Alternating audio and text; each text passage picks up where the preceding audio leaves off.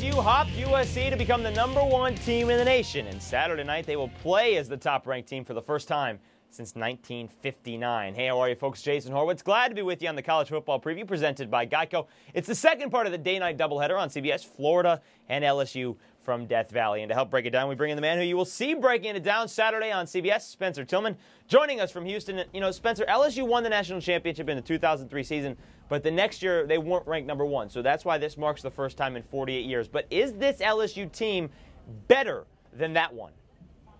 I think from top to bottom, they probably are better. But anytime you're breaking in a new offensive system that Gary Crowton brought in, I can't necessarily say that they're better on the offensive side of the ball. As a team, because of their defensive speed and because of Bo Pelini and what he does, yes, they are better.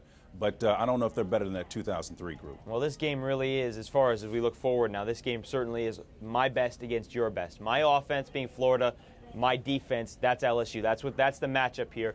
You know, is the Florida offensive attack physical enough to score on LSU? Well, we know that Florida's quarterback is physical enough, but therein lies the problem. When you subject Tim Tebow to so many carries, you can maybe get away with it against Ed Orgeron's bunch at Ole Miss. You may be able to get away with it at Auburn, although you paid for it ultimately with a loss. But I can guarantee you with 100% assurance, you're not going to get away with it with this Bo Pelini coach defense. They're going to play what I refer to as facing forward toward the offense, prepared for Tim Tebow when he plays play action and then pulls it down to run. When you're facing that look, you can then react much quicker, and that's what I expect Bo to do. Play as many as 5, 6 defensive backs, get quick, fast guys in there so you can get as many helmets as possible in big Tim Tebow. Urban Meyer doesn't have confidence in his running game outside of Tim Tebow, and that's a big issue. Well, then let me ask you this then. If you're playing that type of defense and you're looking at the quarterback, does that leave you a little bit susceptible to the big play? Well, it does if you can't cover. LSU can cover. Most teams wouldn't attempt to do that. And when you have athletes on the defensive side of the ball, Jason, and it's a great point that you make, but if you have confidence in your cover corners, you can do that. What Tim Tebow is going to do when he pulls it down, he's going to find as many as 3, 4, 5 hats on him. And I think what's going to happen, and you rarely if ever see where an analyst is going to predict an injury.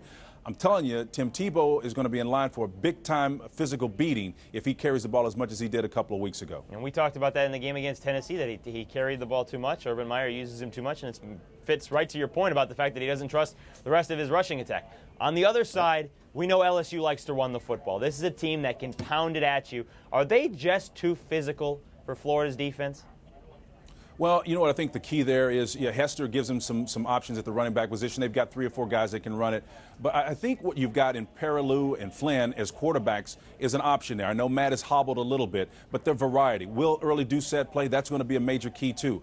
What I'm talking about is talent at all these various positions. It's not just going to be the runners that do it. It's going to be the guys that catch the ball after the toss. It's going to be the mobility of both those quarterbacks if Flynn can move with the high ankle sprain. All of that is going to come together to create a very difficult unit to defense. If Gary Crowton can come out and match that athleticism and that talent with his creativity in real time managing the game, they're going to be hard to stop, Jason. And certainly, Spence, nobody's questioning the talent on either side of the offense here, LSU's offense or Florida. Certainly 2 of the most talented offensive teams in the country. Take your winner. It's a big game. It's a huge game, especially in the SEC East for Florida. Who wins? Well, I think LSU is going to win this ball game, and I think what's going to happen is Tim Tebow may get knocked out of this contest early on because of that physical style of play that LSU is going to be able to play, and they could win it by as much as 2 touchdowns, Jason. Spence, I hope he's watching so he can prepare for that. Maybe he had the ice bags on his legs already. We will see you on the College Football Today, and we'll talk to you on Saturday, Spence. All right, Jason, we'll see you. Folks, the Tigers and the Gators, remember, Auburn was an 18-point dog last week at the Swamp. So despite LSU being the favorite, do not count out a team when they are the defending national champions, and that is Florida. They too kick it off at 8 p.m. Eastern, beginning with TIAA Cref College Football Today, of course, that with Tim Brando and our man Spencer Tillman. For my partner, I'm Jason Horwitz. Take care.